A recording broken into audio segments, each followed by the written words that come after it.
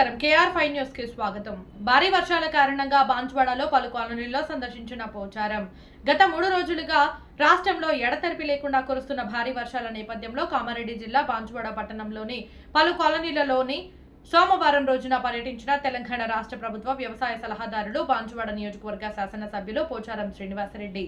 ఎడతెరిపి లేకుండా కురుస్తున్న భారీ వర్షాల నేపథ్యంలో బాన్సువాడ పట్టణ కేంద్రంలోని పలు వార్డులలో పర్యటించి ప్రజలకు ఎటువంటి అసౌకర్యాలు కలగకుండా చూడాలని సంబంధిత అధికారులకు, ప్రజాప్రతినిధులకు పలు సూచనలు చేశారు.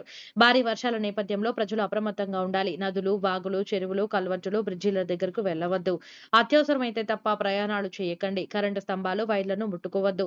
చిన్నపిల్లలను ఇంట్లోనే ఉంచండి. బయటకు రానివ్వద్దు. మున్సిపల్ చైర్మన్ జంగం గంగాధర్ గారు, ప్రజాప్రతినిధులు, కౌన్సిలర్లు, నాయకులు, అధికారులు పాల్గొన్నారు.